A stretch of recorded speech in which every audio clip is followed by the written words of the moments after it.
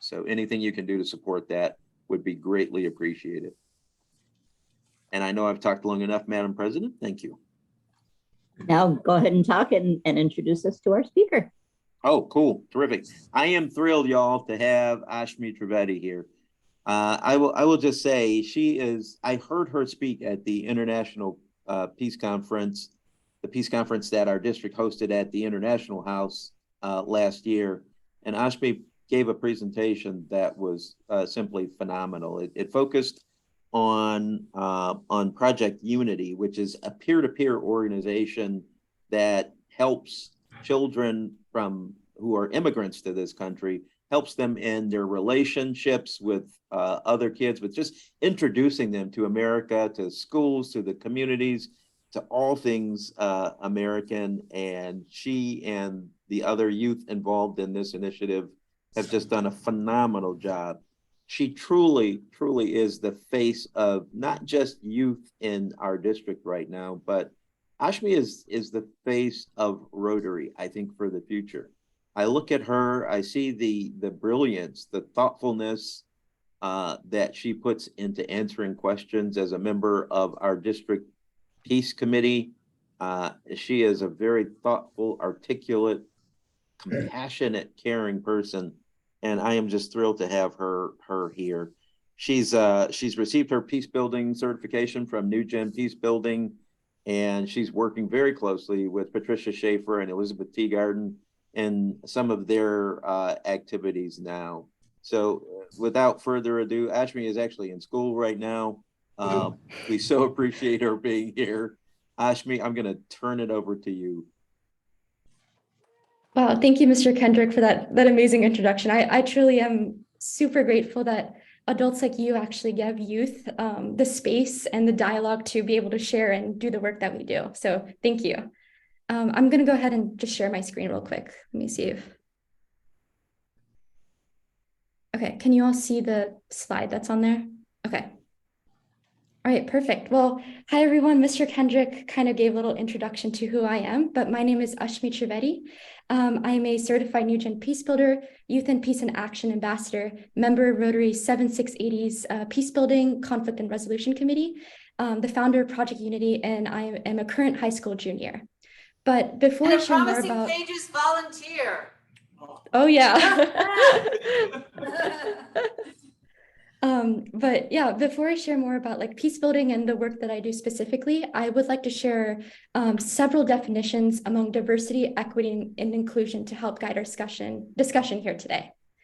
So the following 4 images that you're about to see are all created by Tony Ruth, inspired by Shel Silverstein's The Giving Tree. And if you're not really familiar about this book, the story depicts the lives of an apple tree and the boy and who develop a relationship with one another. So firstly is inequality. Inequality is the unequal access to opportunities.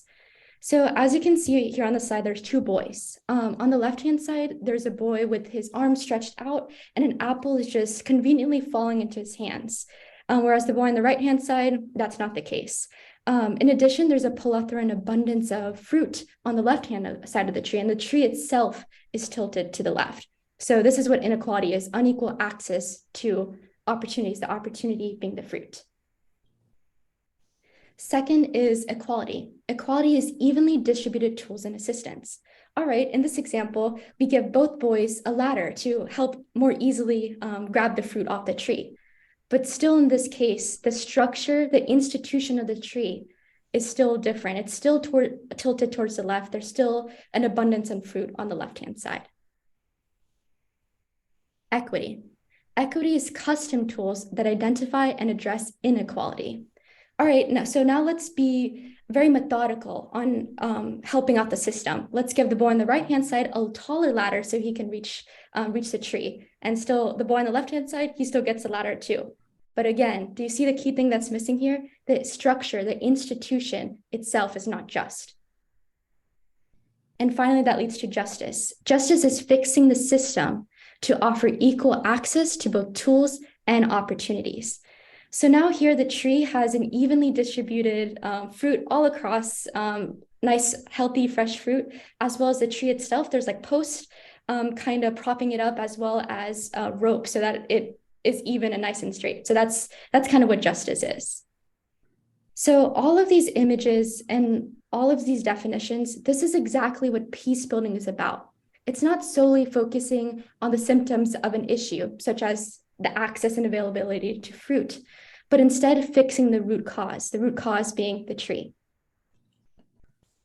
I'm so grateful that I was able to join the New Gen Peace Builders educational program, who really teach you how to build the peace and repeat the peace. We learn frameworks such as Galton's triangle of violence, which divides conflict into direct, cultural, structure, visible, and invisible, as well as the 8 pillars of peace, and the distinction between positive and negative peace. Negative peace being just the absence of conflict, and positive peace being the attitudes, institutions, and structures that create and sustain peaceful societies. All of these tools have equipped me to become truly a deep thinker, a problem solver, and an advocate for my community to serve my community the best way I can.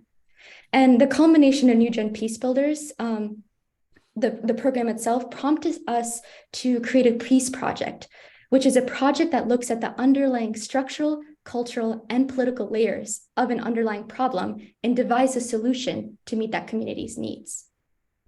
So a group of 10 high school students in the Concord, Davidson, Lake Norman area, we were tasked with generating a topic that we were passionate about. Experiencing the COVID-19 pandemic firsthand, we all knew that mental health was an immense hurdle that students were facing, and we really wanted to figure out a way that we can support.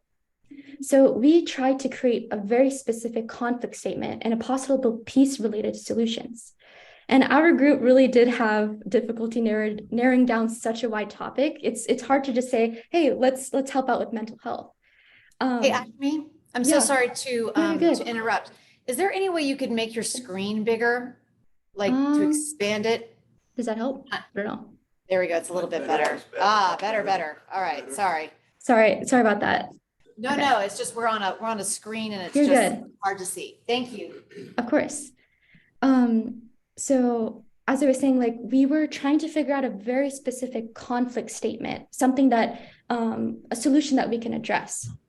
So through the process of organizing conflict maps, which is kind of addressing all the different facts in your community and saying what's the why of the problem, where does it happen, who is affected, when, those different guiding questions. And also connecting community needs assessments in our community, we figured out the youth population was our target demographic. I actually went a step further, and I love research and I love science. So I kind of found a NIH article, National Institute of Health Research and Literature already conducted by scientists throughout the world.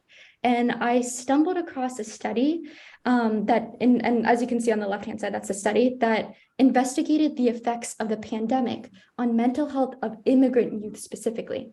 And the study itself outlined that COVID-19 highlights entrenched inequalities in health, education, and economic opportunity due to the effects of racism, xenophobia, and post-migration realities.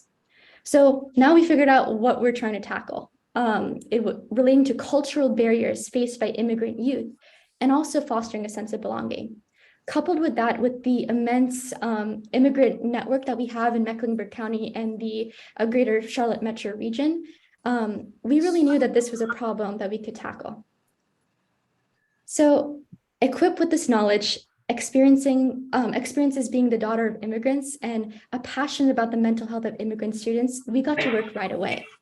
We contacted many immigrant and refugee organizations throughout the Charlotte community to see how we could probably supplement or help them doing what they're doing. Some organizations that we did reach out to were Our Bridge, International House, Team Mental Health First Aid, Project 658, as well as Catholic Charities. And we saw that many of these organizations already provide services for immigrants in our area, including help with language, acculturation, legal services, after-school programs, and few mental health services, which we sought to supplement. However, these services were inadequate to deal with the specific problems faced by immigrant youth. And honestly, it did seem like there was no hope until we had the opportunity to speak with a man named Lal Rodwala.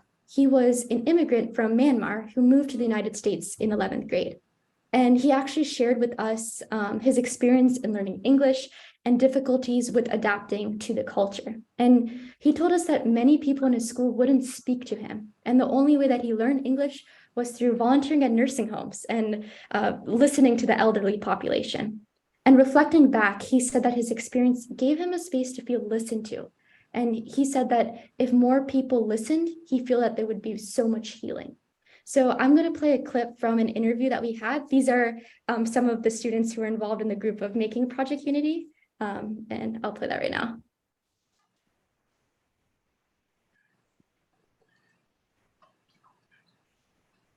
Oh. Sorry, I have to share the sound real quick. There you go. All right. My name is Lal, and I came from the country of Myanmar. I was born and raised there, and I came to the US at the age of 17, not knowing the language much. And, you know, I came with using sign language and learning a new language and a new culture. I really enjoy being here. Currently, I serve as a pastor, associate pastor in South Side of Charlotte. When I came to the US, I started in the 11th grade. They put me in the ESL class, and that's when I learned the language.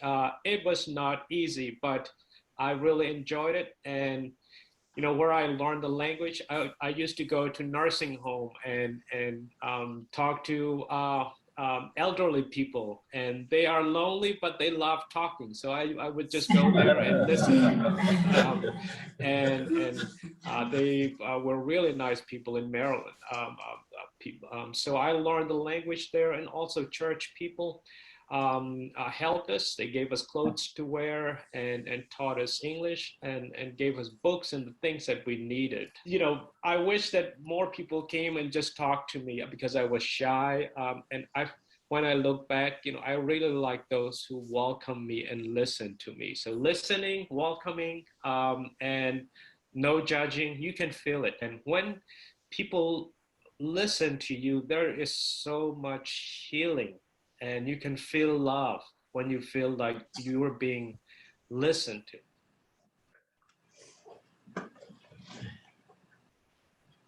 And that's when it hit us. Listening. My name is sorry. And that's when it hit us. Listening leads to healing, which leads to peace. So we thought, what if we devised a peer-to-peer program where high school students listen to their own high school immigrant and refugee peers? We too could create so much healing in our community. And finally, one organization did get back to us, Galilee Ministries and Catholic Charities Refugee Youth Program. Thus, the final version of Project Unity was born, a community organization dedicating to supporting the immigrant and refugee youth by fostering a sense of belonging, increasing English language skills, improving acculturation, and building unity across different backgrounds. Students engage in peer-to-peer activities, and in the past we have created vision boards, card games, and academic support with fellow high school students, and that really paves the way for meaningful relationships while having a safe space to foster conversations.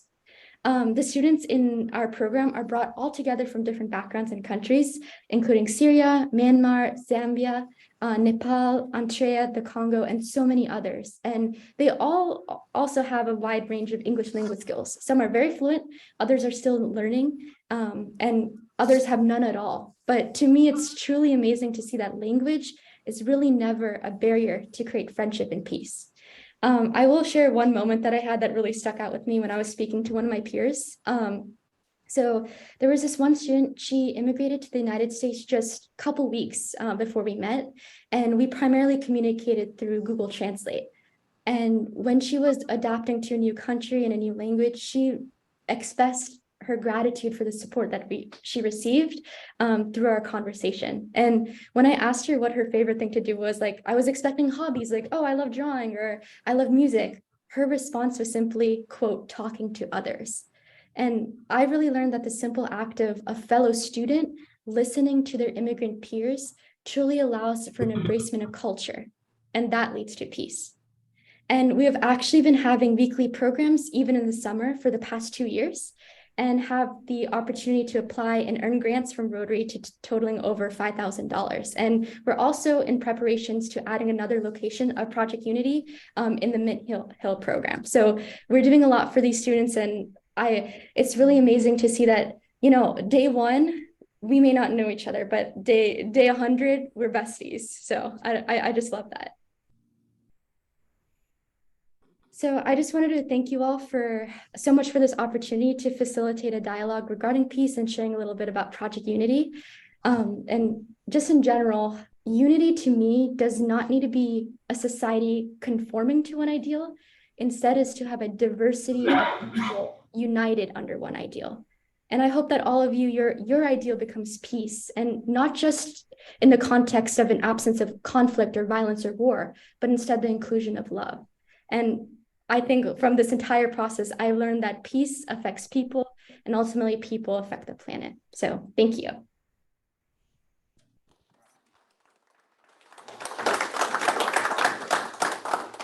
Ashmi, that was beautiful. Anyone have questions? Kelly.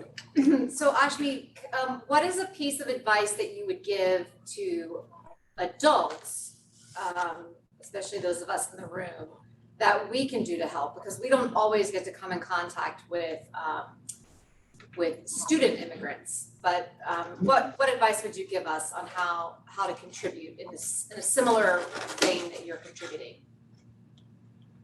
Do you mean just like support in general, or support for the program specifically? Sorry, I just want to make sure I'm answering the question. No, that's a great question. I would say or just to support in general, like what can we do to improve relations? I think it really first starts out in truly understanding our own personal biases, in terms of the perspective that we bring when we're talking to different people, that we may not understand their culture, but we're all the same, you know, we're all humans. So I feel like first reflecting on yourself and your own preconceived notions that we have about each other, and, you know, kind of pushing that aside and understanding truly a person for who they are, not just our biases. I think that's the first thing. And second of all, there are so many organizations in our community who are doing things to support immigrants and refugees. And, you know, all of the organizations, they're all working separately together. But ultimately, if we can combine those under one umbrella, because we're all working for the same things and supporting all of them, I think that's the best way that Rotarians can help out, whether it be financial, whether it be, you know, just having a conversation and sitting down with someone. I think all of those can help. Sorry, I don't know if that I answered your question or not, but. You did. Anyone else, online or in person?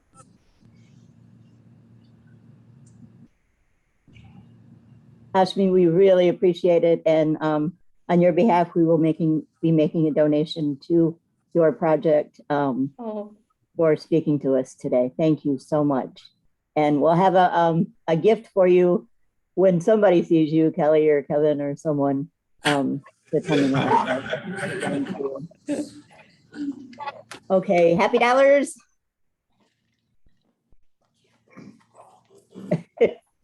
You're going away today? So for our guests in the room, happy dollars are an opportunity for us to express something we're excited about, something we're happy about, and you get the point. But you have to pay the hat. So it's basically $1, happy dollars, or it could be more than $1, it could be 5, 10, 20. But all the money collected goes to Dilworth charities to support our various charitable projects in the community. So if you would like to contribute and tell us something that you're happy about, just raise your hand and David will come by with Mr. Hat. That's what we call it. For example, I'm putting a donation. I'm happy for you coming to us today from India, and we appreciate your presentation and bring back love from all of us. Okay? Yeah. There you go. That's a lot of happiness right there. That's a lot of happiness. That's not that's $200. Yeah, I know. That's a lot of. You could talk the rest of the time. You want to talk for an hour? What are you happy about today? I'm happy that I could meet American Rotarians and I could understand how they function. And it was curiosity. The Rotary works different in India and how they actually address the problems, society's problems, and how you try to reach those problems. Sometimes what happens, we as a Rotarian, we do lot many things, fellowships and happy hours and so and so. But sometimes we don't reach to the problem that significantly. So that is our motto. How are we really as a Rotarian making something, making difference to the society? And I'm really happy that the points which we have listened just now are really issues which everyone has to address. And we means both you Rotarians and we Rotarian, we are working in similar directions. We are identifying the problems and trying to give the solutions. That is what Rotarians are stand for. That is what. Thank you. Thank you very much, sir. Thank you. Excellent speech. Thank you. Mr. Hare. This time next week, I will be down in St. Petersburg at the St. Petersburg Rotary Club, making up down there at the Yacht Club and for St. Petersburg. I'll be down really rubbing it in right now. I like making up. The reason I'm down there in Florida is to meet my new grandson, who's 1 month old. That's the best. Making up is just an aside. Yeah. So you need some experience with the diaper bank then, you know. Oh, At the district, you're gonna help pack diapers? yeah. I'll come and help you one of these days. Yeah. Okay. Anybody else? They're clean, I promise. Okay, I'm happy to be here today, and also I'm happy that on April 25th, I'm going out to California, the San Francisco area, to see my daughter and my good friend Norma Perry, who Clyde and I traveled with for about 12 years. So I'm really happy about having that opportunity. This is a plug for, I'm sure we all know about it, but I hope all of you buy her book on Amazon, her new book, Enchanting Bhutan. I mean, it's a great book, and of all the experiences of her husband, and who was, as I said, mentor of mine and a past member of this club. There it is, right there. And very easy to get on Amazon. And it's got great pictures and a great story. So you did a great job in writing that. Thank you so much. Excellent. Thank you. Anybody else over here? Okay. Yes, sir. Our guest. Thank you. I'm just happy to be here. Well, we're happy to have you. Folks. I'm glad I found a bottle of water for you. Thank you. Yes, ma'am. I'm happy to have my guest here, Carrie, today. And Carrie and I were members of the Charlotte Rotary. And I remember when I first met him, he was just so kind and had such a caring spirit and just a wonderful person. So I'm happy to call you my friend and glad you're here. Thank you. Thank you. Thank you very much. Awesome. Awesome. You're good to go. Oh, Daryl. Yes, sir. I'm happy I finally got everything on. I'm not quite doing the St. Petersburg thing, but I finally got stuff together to be able to go to Ghana this year. I'll be meeting my family for the first time in Ghana I've never met. Wow. So there are Bonapartes in Ghana. Wow. And so we opened up a museum. They had a grand opening this past January of the Bonaparte Museum in Ghana. So I'm getting to go there. I'm so excited. I've been working on the paperwork and everything so I can get my passport thing together. So I'm ready to rock and roll. When are you actually going? It will be the last September 29th. Now you understand you're president of the club then now. I'm putting it way out because I know if somebody's gonna have to fill in for a moment, Kelly. Okay, so did I say Kelly loud? We got your back, Daryl. We used to have a president of our club that worked with Bill South.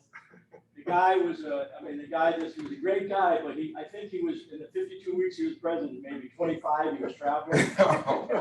David Miller. He didn't put him. I gave him so much trouble about this. I don't know what you're talking about. David, I'm gonna make my donation online. Yes. Through PayPal. But I'm gonna put in for Ashmi, who's no longer on our call, but and for all of our guests here today, just to say it's lovely to meet, well, I know you did, but it's still lovely to see you, but it's lovely to meet the rest of you, even architects and architects. You know. And it's great to see you. All right, Okay. Jenny, Thank anyone you. online? Anyone online happy? What's that? Anyone online happy? Anybody online happy? Oh, anybody online happy? Sorry. They better be. Well, Kevin always is, but he's not on anymore. I know, he had to get back to work. David, you don't get too comfortable there. We got to do the raffle. Would you like our guest? You know. Hey, I got to put you to work since I'm not there. I feel like I got the easy job. You did get the easy job this week. Take us the one Wait, our guest from India to do this for us. Yes, please. So this is our, well, I'm always a little sketchy on what this is. It's a raffle too, because I don't ever do the raffle. Yeah, so it's a split raffle, so whoever wins the raffle, Half to the person, who wins? unless the person wants to donate back up, that's the whole thing. And then half goes to the president, half goes to the club, and it supports all of our projects. It's just extra support for our projects. Right. Okay? So what I have, You can pick one, you can pick Choose one, the winner. okay. one winning ticket. Okay, rub it, Just- get your hands ready. It's a good one. Well, looking, right? And then, would you like me to read it? David's probably won, so. Yeah. Last three digits are 535. Wow. Yay! Oh, Barbara, awesome. Congratulations, Barbara. Thank you. Thank you. Okay, I'm sure you guys want to get out and enjoy this beautiful day before the rain comes. We're supposed to get more rain. So let's stand and do the 5-way test. And our 5-way test is right behind. Right behind us a little. Of all the things we think, say, or do, number 1. Number 2. Number 3. Number 4. And number 5. Yay! Thank you all for coming and enjoy this beautiful weekend. Thank you, Kelly. Thank you, David. Thank you, Eric. You guys are awesome. I really appreciate it. Thank you very much. Thank you guys for being online too. Hi, gentlemen. My son has 3 other boys.